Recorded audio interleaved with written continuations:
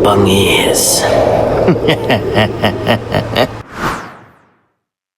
Normal at tahimik ang hapon sa bayan ng Los Baños, Laguna. Ang init ng araw ay unti-unting humuhupa habang dumarami ang mga taong namimili sa palengke. Sa kanto ng lumang eskinita, nandun ang isang maliit na tindahan ng ukay-ukay. Amoy alikabok, amoy lumang tela, pero laging may kakaibang halina kay Rico. Isang delivery rider na halos araw-araw dumadaan doon. Sanay si Rico sa mga ganitong tindahan. Para sa kanya, bawat lumang damit ay may kasaysayan. Hindi niya alam kung kanino ito galing, pero tuwing nagsusuot siya ng bago niyang napiling ukay, parang may kakaibang pakiramdam. Swerte raw ayon sa kanya. Isang hapon, habang nag-aantay siya ng order sa katabing karinderya, napatingin siya sa nakasabit na t-shirt. Puting t-shirt, simple lamang, pero may pulang guhit sa dibdib. Malinis ang tahi, magandang tela, at halatang hindi pa gaanong nagamit. Pinisil niya ito. Amoy niya agad ay mabango. Hindi ordinaryong sabon ng amoy. Parang pabango ng babae. Malambing, matamis, at nakagagaan ng pakiramdam. Amoy sampagita. Magkano ito, Nay? Tanong ni Rico. Ay, huwag yan, iho. Hindi nabebenta yan. Ilang beses ko nang sinubukang ilagay yan sa estante, pero wala pa rin. Nilagyan ko na nga ng discount, wala pa rin. Ayoko nang mapahamak ka, ha? Natawa ng marahan si Rico. Mapahamak, Nay? T-shirt lang po yan. Umiling lang ang matanda, pero hindi na siya pinigilan. Ay, kung gusto mo talaga, eto, 100 piso. Huwag mong sabihing hindi kita binalaan, ha? Hindi na ininda ni Rico ang babala. Binayaran niya agad, suot pa niya habang nagde-deliver kinagabihan. Magaan sa katawan, malamig sa balat. Habang bumabiyahe, hindi niya maiwasang amuyin ang t-shirt. At oo, nandun pa rin ang bango. Pero pagdating ng gabi, doon nagsimula ang kakaiba. Habang natutulog siya sa maliit na kwarto sa inuupang bahay, nakaramdam siya ng malamig na hangin.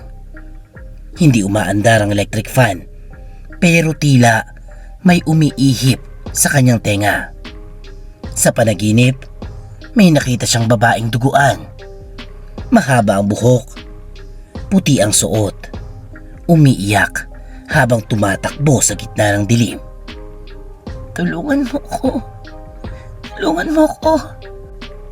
Nagising si Rico. Pawis na pawis. 2:00 ng madaling araw. Tahimik ang paligid, pero naaamoy niya ulit ang pabango. Mas matapang, mas malinaw. Parang galing sa mismong damit na suot niya. Kinabukasan, sinubukan niyang labhan ang t-shirt. 3 beses niyang nilabhan ito. 3 beses sinabon. Pero kahit anong gawin niya, hindi mawala-mala ang halimuyak. Makalipas ang ilang araw, mas lumala ang panaginip. Tuwing sinusuot niyang t-shirt, doon lang niya napapanaginipan ang babae. Lagi itong umiiyak, humihingi ng tulong. Minsan ay parang may gustong sabihin, pero hindi mabigkas. Hanggang isang gabi, habang nagde-deliver siya ng pagkain sa may pansol, napansin niyang sa side mirror ng motor ay may refleksyon ng babaeng nakaupo sa likod niya. Duguan ang mukha, puti ang damit, nakatingin lamang sa kanya. Napahinto si Rico sa gitna ng kalsada. Mabilis ang tibok ng puso. Paglingon niya, wala naman. Pero pag uwi niya, nakita niyang basa ng pawis at parang may bahid ng dugo ang parte ng t-shirt sa dibdib. Eksakto, kung saan naroon ang pulang guhit. Kinabukasan, binalikan niyang ukay-ukay para tanungin ang matanda, pero sarado na ito. Wala raw tindera roon ayon sa kapitbahay at matagal na daw bakante ang pwesto. Sa gabing iyon, bago siya matulog, narinig niya ulit ang boses ng babae sa panaginip. "Hanapin mo ko sa ilalim ng tulay." At sa unang pagkakataon, pagbangon niya kinaumagahan, napansin niyang ang pulang guhit sa t-shirt ay hindi na tila disenyo, kundi dugo. Tuyong dugo. Lumipas ang mga araw, pero hindi pa rin nawawala ang bango ng t-shirt.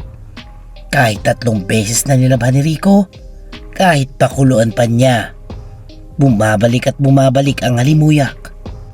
Amoy sampagita.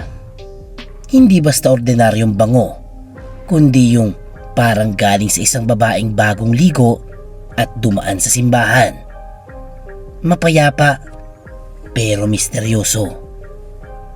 Nung una, kinilabutan siya, pero nang mapansin niyang tuwing suot niyang t-shirt ay may magandang nangyayari, unti-unti niyang nakalimutan ang takot. Nung unang araw, nakatanggap siya ng 500 tip mula sa isang customer. Kinabukasan, nahanap niya ang wallet ng isang estudyante at ibinalik niya. Binigyan siya ng gantimpala. Sa loob ng 1 linggo, parang biglang gumandang takbo ng buhay niya. Walang aberya sa delivery, laging maayos ang biyahe, at parang lahat ng tao ay mabait sa kanya. Dahil doon, tinawag niyang Lucky T-shirt ang t-shirt. Hindi na niya ito tinatabi kahit gabi. Minsan nga, ginagamit pa niya itong pantulog. Pero habang tumataas ang swerte, lumalayo rin ang mga bangungot. Gabi-gabi, bumabalik ang babae sa panaginip niya. Mahaba ang buhok, maputla, at umiiyak habang nasa loob ng kotse. May apoy sa gilid at tinig niya ang mga sigaw. "Tulong! Tulungan niyo ako!" Sa una, iniisip ni Rico na baka bunga lang yun ang pagod. Pero nang naramdaman niyang may parang mainit na hangin sa loob ng kwarto tuwing suot niyang t-shirt, nagsimula na siyang kabahan. Isang gabi, nilabhan niya ulit ito, umaasang mawala ang amoy. Pero habang pinipiga niya, napansin niyang mapulang tubig. Akala niya ay tinta mula sa pulang guhit sa dibdib. Pero nang singhutin niya, amoy bakal. Parang dugo. Binaliwala niya ito. Sa isip niya, hanggat may swerte ay ayos lamang. Kinabukasan, sinuot niya ulit ito habang nagde-deliver sa may Los Baños crossing. Habang nasa motor, naamoy niya ulit ang sampagita. Mas matamis, mas malakas, pero may kakaibang halong amoy. Parang nasusunog na goma. Pagdaan niya sa tulay ng Barangay Bayog, napansin niyang may anino sa side mirror. Isang babaeng nakaputi, nakaupo sa likod niya. Hindi na naman gumagalaw. Ito ang pangalawang beses na makita niya ito. Napahinto siya muli at agad lumingon. Wala naman. Pero pagtingin niya sa dibdib ng t-shirt, may itim na marka na parang paso. Pag-uwi niya, hinuban niya ang t-shirt at isinampay. Pero pagsapit ng 3:00 ng madaling araw, nagising siya. Nandun sa paanan ang t-shirt. Maayos. Parang may katawang nakahiga sa ilalim. Nanginginig ang kamay ni Rico habang dahan-dahang nilapitan ito. Naamoy niya ulit ang sampagita. Pero sa gabing yun, may halong amoy ng kandilang bagong patay. Kinabukasan, dinala niya sa labas para sunugin. Pero sa mismong sandaling inabot niya sa apoy, biglang may malamig na hangin na dumampi sa kanya. may boses na bumulong. "Huwag mo kong iwan." Nabitawan niya ang t-shirt. Paglingon niya, wala na ito. Pag-uwi niya, naroon uli sa kama. Malinis, maayos, at kasing bango pa rin ang sampagita. At sa pagkakataong iyon, napansin niya ang maliit na tag sa loob ng kwelyo. El San Mateo. Hindi niya alam kung sino yun, pero alam niyang may koneksyon sa babae sa panaginip. Pero kahit anong kaba, sinuot pa rin niya ito kinabukasan. Dahil para kay Rico, kahit may multo, basta may swerte siya, hindi niya yon bibitawan. Simula nang mabasa ni Rico ang pangalang nakatahi sa loob ng t-shirt, El San Mateo, hindi na siya tinigilan ng babae sa panaginip. Gabi-gabi, mas nagiging malinaw ang boses nito. Hindi na basta ungol o iyak. Ngayon, malinaw na nitong binubulong ang pangalan niya.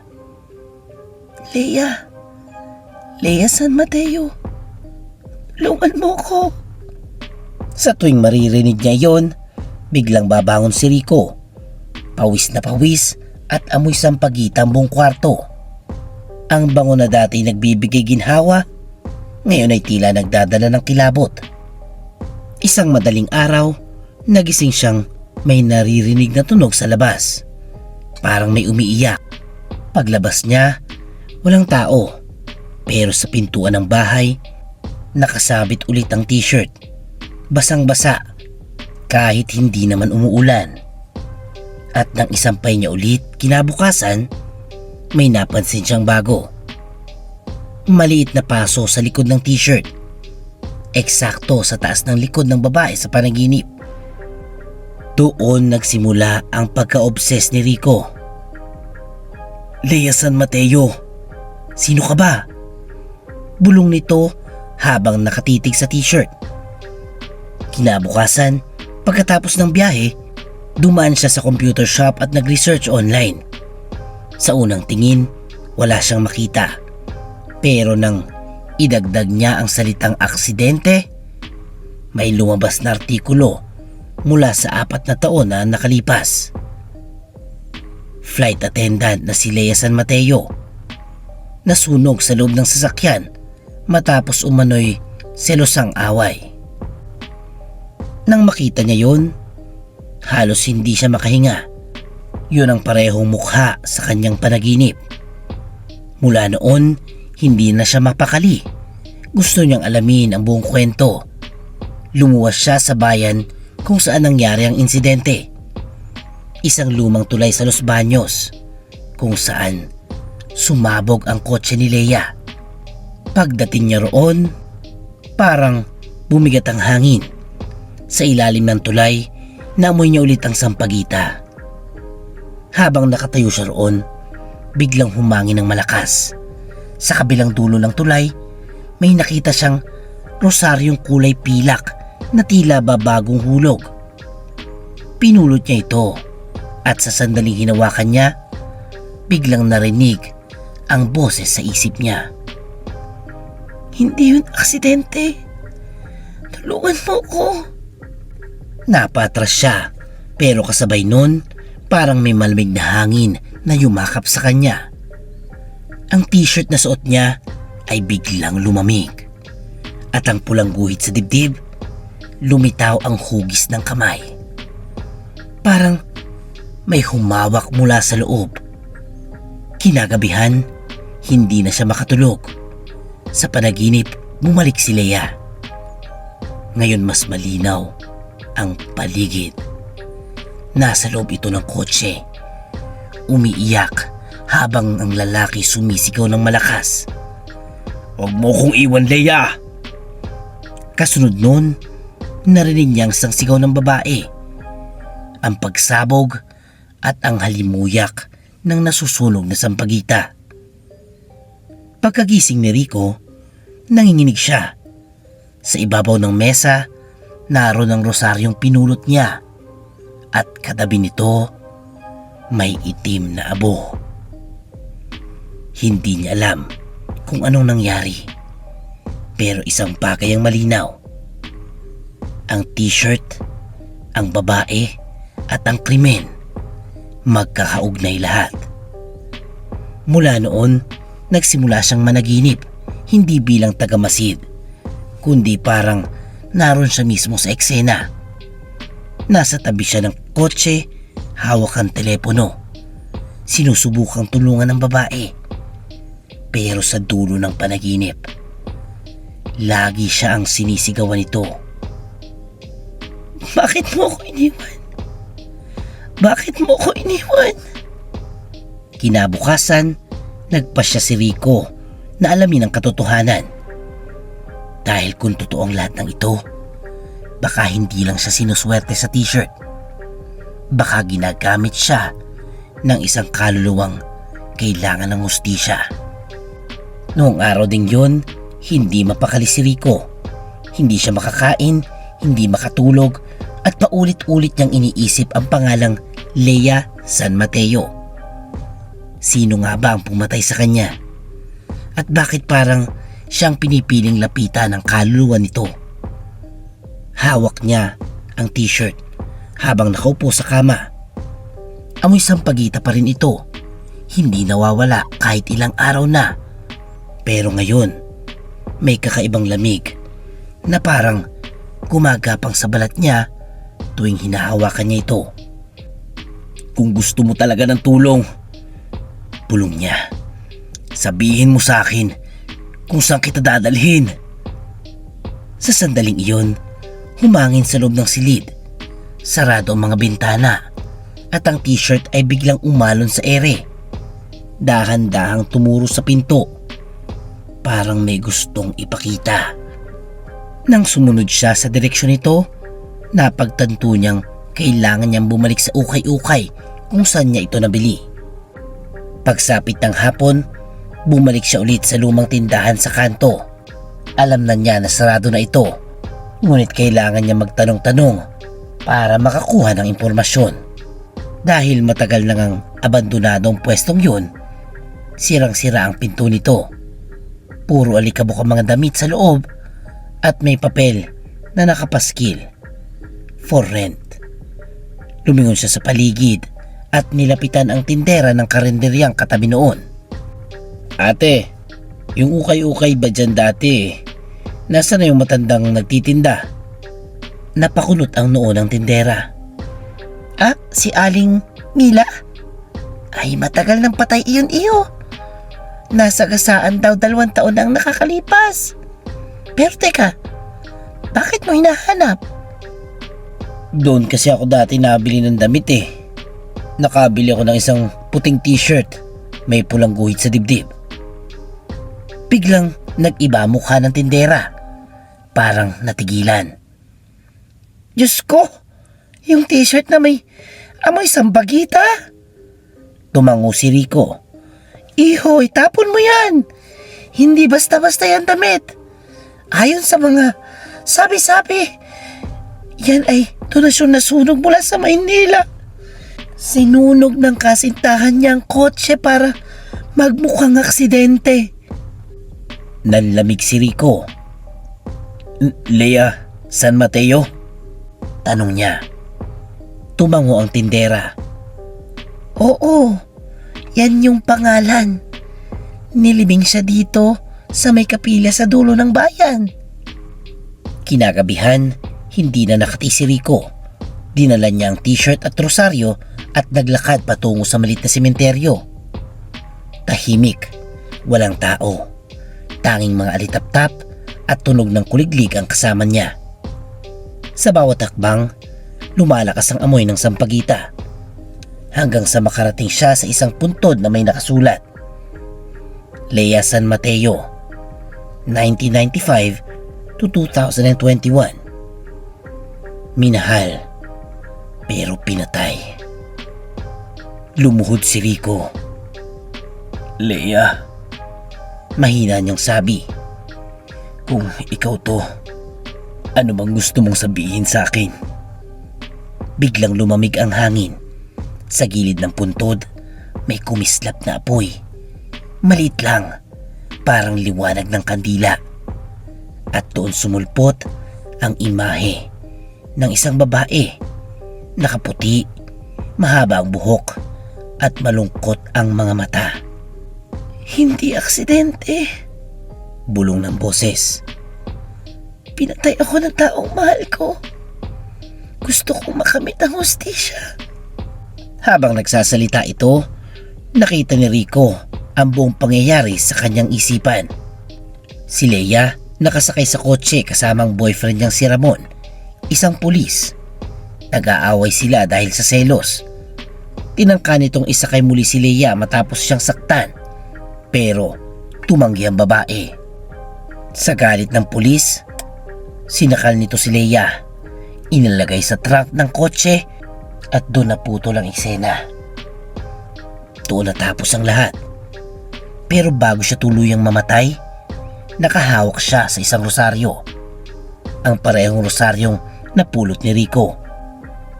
Pagbalik sa ulirat ni Rico, wala nang imahe ng babae. Tanging ang t-shirt na lamang ang natira, nakalatag sa ibabaw ng lapida. Nang hawakan niya ito, nabuo sa dibdib ang mga salitang, "Tulong, driver." Pag-uwi niya, hindi na siya makatulog. Tumingin siya sa salamin, suot ang kanyang t-shirt. At sa refleksyon, sandaling sumulpot si Leia sa likod niya. Nakatingin, nakangiti, ngunit malungkot. Alam niyang hindi pa tapos ang lahat. May gustong ipagawa si Leia. May gustong ipahanap. At sa huling gabi bago siya pumikit, malinaw niyang narinig ang boses na halos pulong sa tenga niya. "Hanapin mo ang driver. Siyang pumatay sa akin." Napatigil si Rico. Driver? Hindi aksidente. At sa sandaling iyon, nagsimula ang bagong takot dahil naalala na niyang ang unang nagkumpuni ng motorsiklo niya ilang linggo lang ang nakalipas ay isang lalaking nagngangalang Ramon. Simula ng gabing magsalita ang boses sa tenga ni Rico, hindi na siya nakatulog na mahimbing.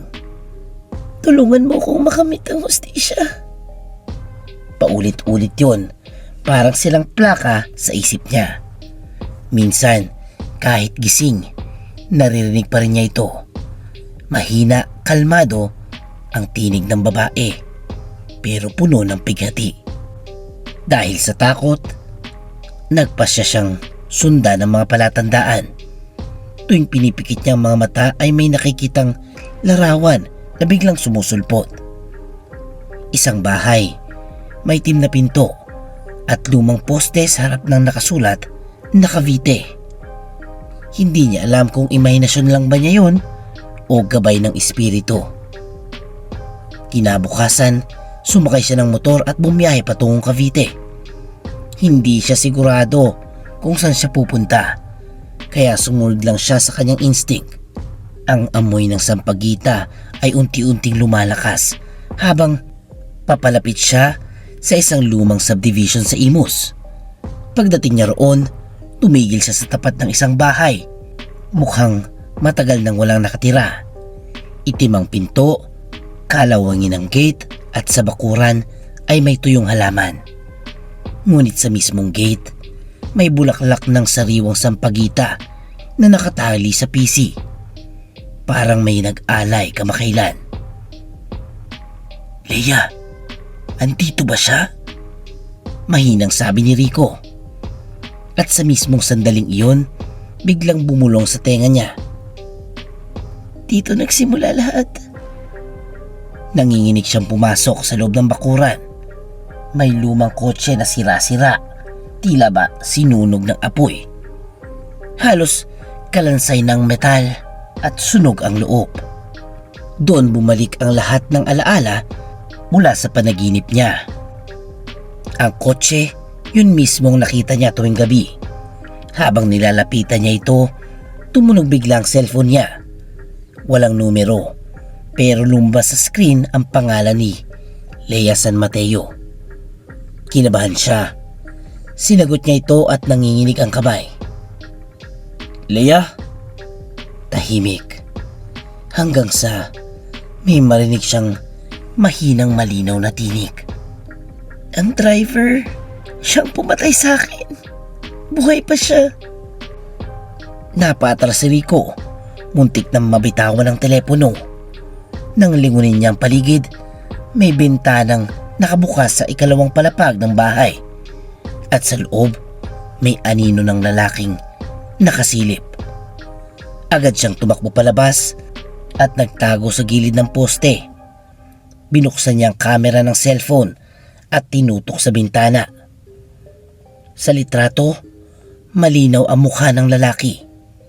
Si Ramon, ang pulis na minsan nang nagpagawa ng motor sa kanya sa Los Baños. Hindi siya makapaniwala. Si Ramon ay mabait, tahimik, laging nagbibigay ng dagdag bayad. Siya pala ang kasintahan ni Leia. Siya rin pala ang nasa panaginip. Kinagabihan, bumalik siya sa tinutuluyan sa Laguna. Hindi mapakali si Rico. Binuksan niya ang t-shirt at habang nakatingin, ay nagsimulang kumapal ang amoy ng sampagita sa kwarto. Lumamig na naman ang paligid. At sa salamin, nakita niyang nakatayo si Leia. Duguan, nakangiti ng malungkot. Tulungan mo na ako. Please. Paano? Tanong niya na nanginginig. Ang ebidensya, nasa loob ng kotse. May naiwan doon. Huwag kang matakot. At bago tuluyang mawala ang imahe ng babae, naramdaman niyang may parang humawak sa kanyang balikat. Malamig pero marahan. Kinabukasan, bumalik si Rico sa Cavite. Dala niya ang flashlight, ang rosaryo at ang lakas ng loob. Pinilit niyang buksan ang lumang kotse sa bakuran. Sa ilalim ng upuan, may lumang cellphone na natunaw sa gilid. Inilabas niya ito at binuksan sa tulong ng repair shop. Sa loob ng memory card, may isang video. Isang babaeng umiiyak sa loob ng kotse. Ramon, tama na. Ayoko na. Pakawalan mo ko. Kasunod nun, ang sigaw ng lalaki at pagkalansing ng susi. Bago, sumiklab ang apoy. Natigilan si Rico. Alam niyang ito na ang katibayan. Ngunit sa likod ng isip niya, alam din niyang panganib ang kasunod. Dahil kung buhay pa man si Ramon, tiyak hindi nito hahayaang mabuhay ang sinumang nakakaalam nito. Kahit magulo ang videong kuha ni Leia, ay kitang-kita ang buong pangyayari. Hindi mapakali si Rico ng gabing yon. Paulit-ulit niyang pinanood ang video ni Leia. Ang sigaw ng babae, ang apoy, ang galit ng lalaking si Ramon. Paulit-ulit tong naglalaro sa kanyang isipan. Hindi talaga to aksidente. Bulong niya sa sarili. May pinatay talaga dito. Ngunit alam niya na hindi lang sapat ang video. Kailangan pa siya makahanap ng ebidensya. At kinabukasan, bumalik na naman siya sa bahay sa Cavite.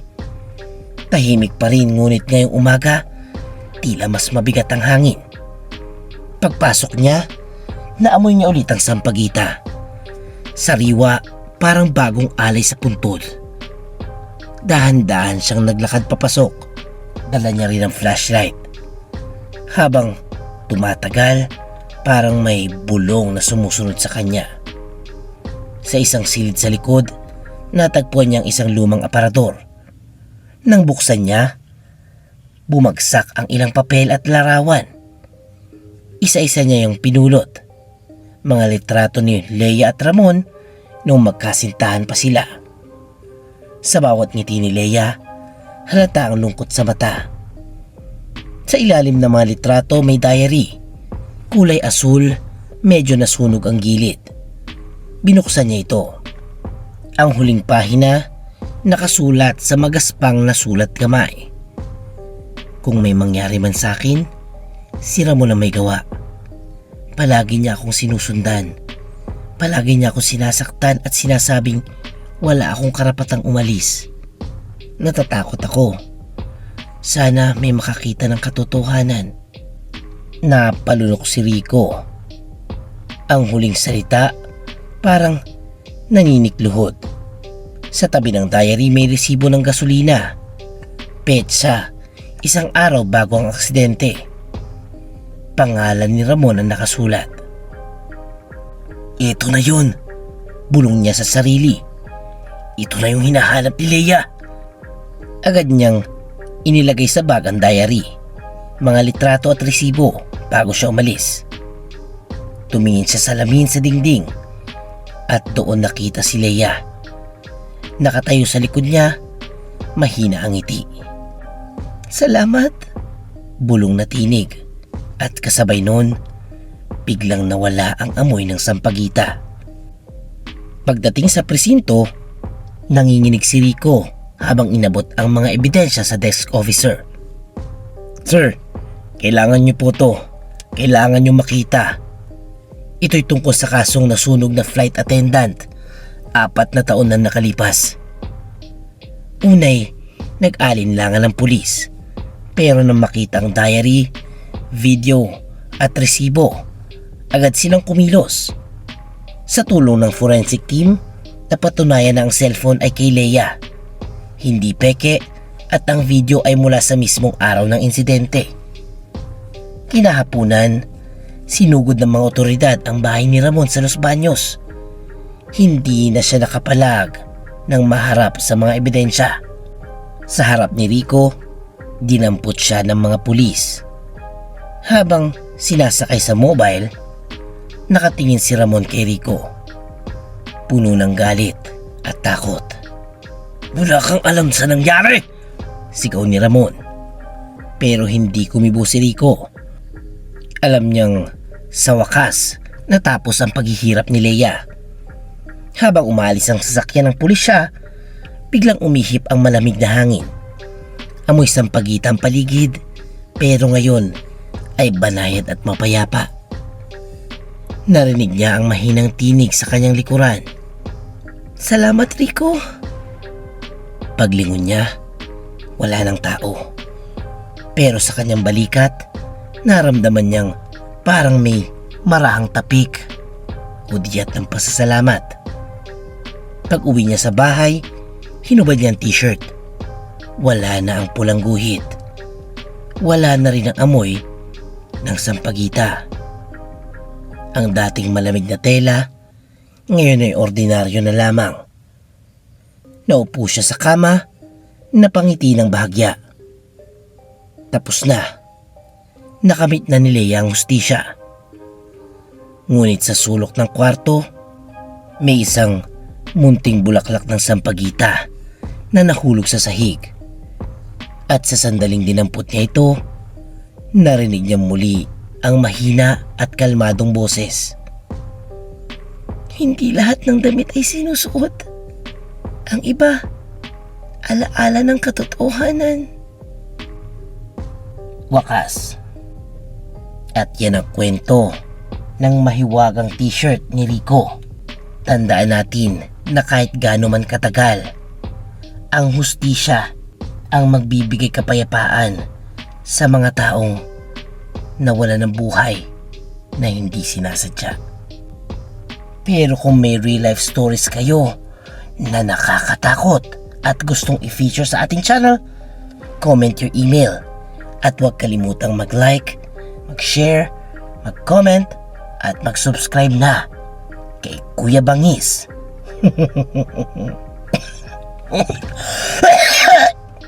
Ay, inubo na nga. I'm sorry guys. Bye-bye.